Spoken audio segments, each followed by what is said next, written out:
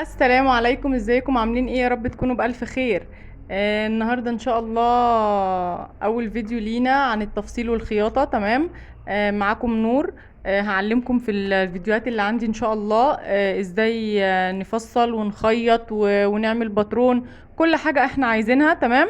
بإذن الله هتلاقوها موجودة عندي هنا على قناة رنا ستايل التفصيل والخياطة. تمام. بإذن الله تلاقوا كل الفيديوهات اللي انتوا بتتمنوها ان شاء الله.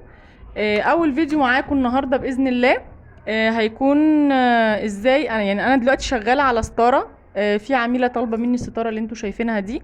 طب انا ازاي اجيب قماش ستاره؟ تمام. ازاي احدد مقاسات الستاره اللي انا محتاجاها؟ كل ده هنعرفه في الفيديو بتاع النهارده ان شاء الله. اهم خطوات: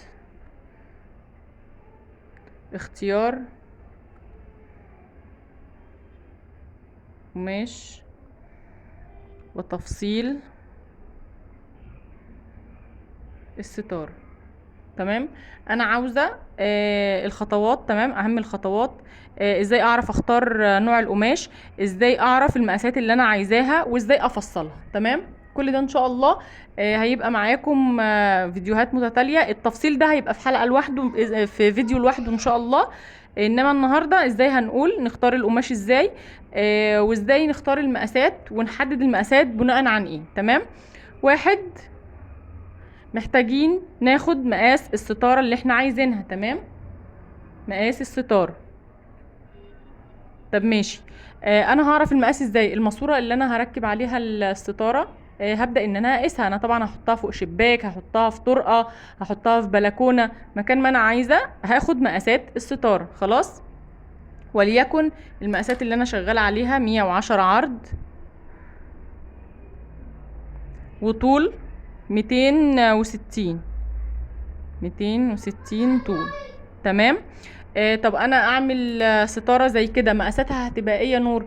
هقول لكم دلوقتي. انا لما اروح عند التاجر عمري، معلش، طبعا قلت الستارة اللي انا هشغل عليها متر وعشرة عرض، وطول 260. تمام.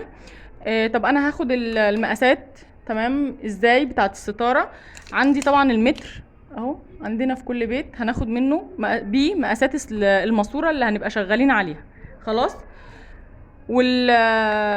والمقاسات دي هنحددها معانا في ورقة. ماشي. دي كده اول حاجة. تاني حاجة: عايزين نختار نوع الشريط اللي هنشتغل عليه. انا عاوزة شريط فتل زي كده. تمام. سواء 3 فتلة او 4 فتلة زي ما انا عايزة، ولا انا عاوزة شريط يكون حلقات زي كده. تمام. بالشكل دوت. هحدد طبعا انهي نوع انا حابة استخدمه. هروح للتاجر.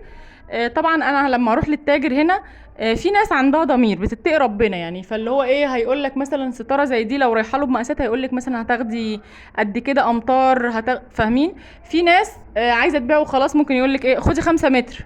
طب ما انا هروح الاقي فيه قماش كتير، طب الفايض ده هعمل بيه ايه؟ هيترمي؟ لا طبعا. فانا لازم اكون فاهمه حاجتين: القماش اللي عند التاجر اهو، مقاسات القماش عامة عند التاجر. يعني هنتكلم على المتر، على النوعين اللي الشائعين او اللي شغالين معانا. تمام. هما مقاسين: متر و50. تمام. وفي عرض القماش يعني متر و50، وفي 240. تمام. اهو عرض القماش. يبقى هنا في نوعين للقماش، او يعني اللي هو الشائع اللي موجود عند معظم التجار: متر ونص و240. طب ماشي. انا الستاره ال120 دي، ال110 دي، هحتاج لها قماش قد ايه؟ انا ممكن استخدم متر ونص، وممكن استخدم ال240، مفيش اي مشاكل لو انا عايزه كشكشه كتير.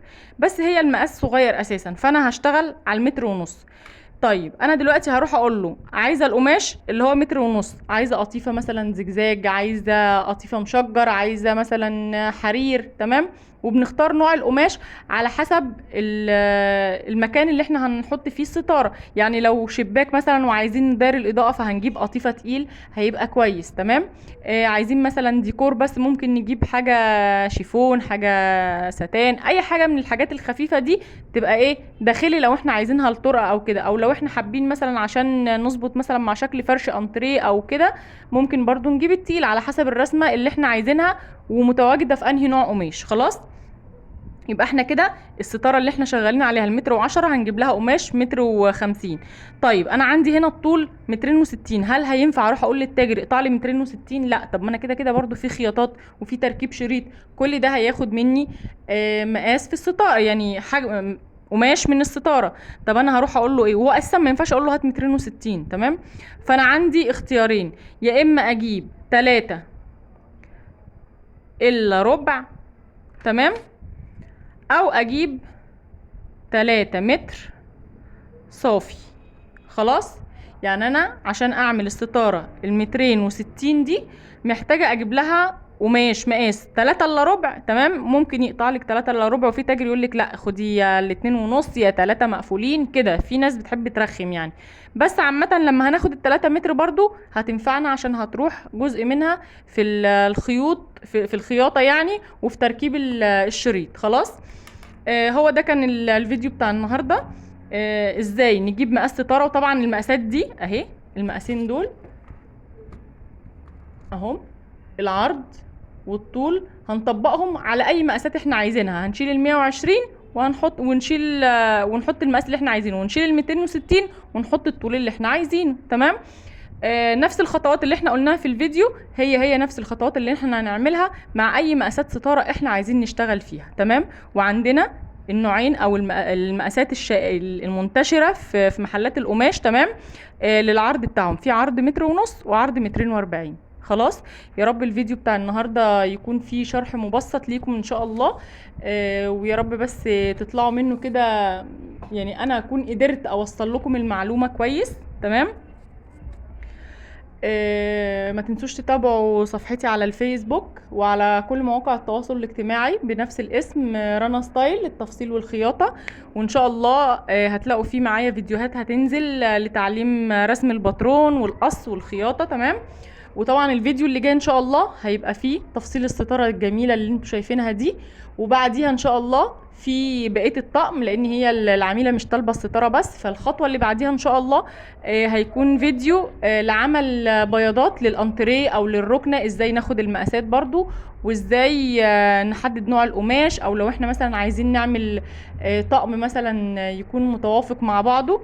فباذن الله الفيديو اللي جاي هيكون عن بعد فيديو الستاره، يعني هيكون الفيديو عن البتاع دوت، معلش، بياضات الانتريه او الركنه او الكنب البلدي، ازاي نعمله. تمام، بدون اي مشاكل ان شاء الله. يا رب الفيديو يعجبكم، ما تنسوش تعملوا اشتراك لقناتي وتعملوا لايك للفيديو وتفعلوا الجرس. ولو في عندكم اي تعليق على اي حاجة انا بقولها او بعملها في الفيديو يا ريت تعرفوني. ولو حد عنده شرح بطريقة افضل او معلومة احسن من اللي انا بقدمها برضو عرفوني. وما تنسوش تتابعوا المواقع بتاعتي، يعني الصفحات بتاعتي على مواقع التواصل الاجتماعي باسم رنا ستايل. تمام. وبيبقى عندي بث مباشر يوميا على كواي من بعد الساعة 2، بعلم فيه التفصيل والخياطة والقص من اول رسم الباترون، تمام، لحد ما ان شاء الله تبقوا 10/10 واحسن مني كمان في القص والخياطة. والسلام عليكم ورحمة الله وبركاته.